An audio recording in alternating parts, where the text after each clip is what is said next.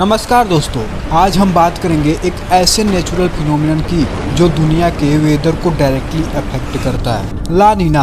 आपने इसके बारे में न्यूज या वेदर रिपोर्ट्स में सुना होगा, लेकिन क्या आप जानते हैं ला नीना क्या होता है और यह कैसे बनती है? अगर नहीं तो यह वीडियो आपके लिए है। चलिए समझते हैं इसे साइंटिफिक पर्सपेक्टिव से। नीना इफेक्ट की वजह से इस बार कड़ाके की ठंड भूल जाइए और रिकॉर्ड तोड़ गर्मी के लिए तैयार।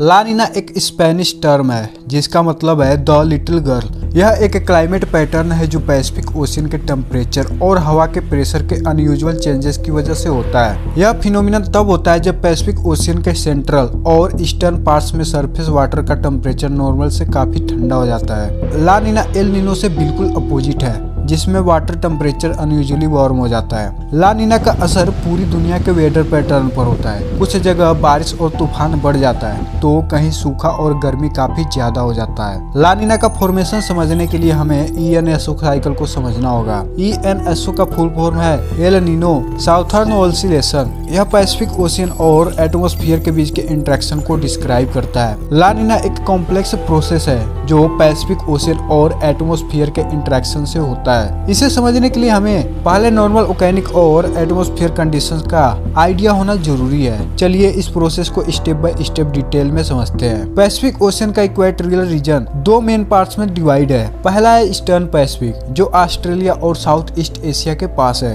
यहाँ पानी काफी गर्म होता है। दूसरा है ईस्टर्न पैसिफिक जो साउथ अमेरिका के पास है। यहाँ पानी ठंडा होता है। ट्रेड विंड्स जो ईस्ट से वेस्ट चलने वाली हवाएं होती है जो गर्म पानी को वेस्टर्न पैसिफिक की तरफ धकेलती है। इस वजह से वेस्टर्न पैसिफिक में ज्यादा इवेपोरेशन होती है जो बादल और बारिश लाता है, जो खासकर एशिया और ऑस्ट्रेलिया के रीजन्स में होता है। दूसरी तरफ ईस्टर्न पैसिफिक में कोल्ड वाटर सरफेस पे आता है जिसे अपवेलिंग कहते हैं, जो न्यूट्रिएंट से भरपूर होता है और एक्वेटिक लाइफ के लिए आइडियल होता है। कभी कभी ट्रेड विंड्स ज्यादा स्ट्रॉन्ग हो जाती है जो नॉर्मल से भी ज्यादा स्पीड से चलने लगती है। यह ईस्टर्न एटमॉस्फेरिक प्रेशर डिफरेंसेस के बढ़ने की वजह से होता है। वेस्टर्न पैसिफिक में हवा का प्रेशर कम होता है और ईस्टर्न पैसिफिक में प्रेशर ज्यादा होता है। इसको वाल्कर सर्कुलेशन का चेंजेस कहते हैं। रिजल्ट यह आता है कि गर्म पानी और ज्यादा वेस्ट की तरफ धकेल दिया जाता है, खासकर एशिया और ऑस्ट्रेलिया के पास। ईस्टर्न पैसिफिक में पानी और ठंडा हो जाता है क्योंकि सरफेस पे अपवेलिंग ज्यादा होती है। जब ईस्टर्न पैसिफिक ओशियन में ठंडा पानी नॉर्मल से ज्यादा सरफेस पे आता है तो ओशियन का टेम्परेचर काफी लो हो जाता है जो 2 से 3 डिग्री सेल्सियस तक कम हो सकता है। यह कूलिंग इक्वेटोरियल अपवेलिंग की वजह से होती है जिसमें डीप ओशियन का कोल्ड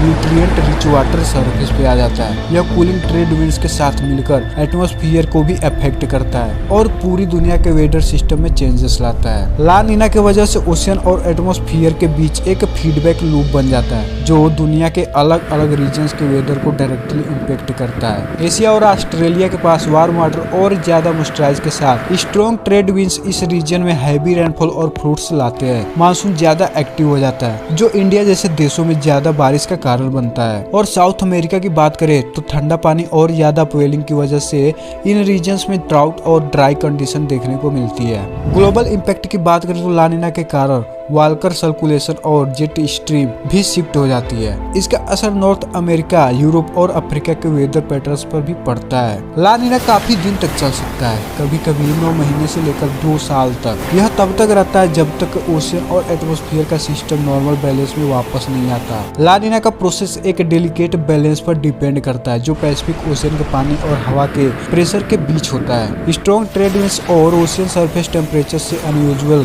कूलिंग के कारण यह फिनोमिनन होता है। यह सिर्फ एक रीजनल नहीं बल्कि एक ग्लोबल वेदर इवेंट है जो दुनिया के अलग अलग रीजन्स पर अपना इम्पैक्ट छोड़ता है। एशिया और ऑस्ट्रेलिया की बात करें तो ला नीना की वजह से इंडिया, साउथ ईस्ट एशिया और ऑस्ट्रेलिया में मानसून ज्यादा स्ट्रॉन्ग हो जाता है। इसका मतलब है कि इन रीजन में ज्यादा बारिश और फ्लूड्स हो सकता है। नॉर्थ अमेरिका की बात करें तो साउथर्न यूएसए में ड्राउट या सूखा पड़ने के चांसेस बढ़ जाते हैं। नॉर्थर्न यूएसए और कनाडा की बात करें तो ज्यादा स्नोफॉल और ठंड हो सकती है। साउथ अमेरिका की बात बात करें तो ईस्टर्न पैसिफिक के कोस्टल रीजन्स में जैसे पेरू और इक्वाडोर में सूखा हो जाता है। वहीं ग्लोबल इम्पैक्ट की बात करें तो ट्रॉपिक्स में स्टॉर्म और ह्यूरिकेन्स की इंटेंसिटी बढ़ सकता है। क्रॉप्स साइकिल और एग्रीकल्चर पर लानिना के डायरेक्ट इम्पैक्ट होते हैं। क्या लानिना और क्लाइमेट चेंज का कनेक्शन है? साइंटिस्ट का कहना है कि क्लाइमेट चेंज की वजह से ENSO पैटर्न्स इंक्लूडिंग लानिना और एल नीनो ज्यादा फ्रीक्वेंट और इंटेंस हो सकता है। ग्लोबल वार्मिंग ओशियंस के टेम्परेचर बढ़ाता है जो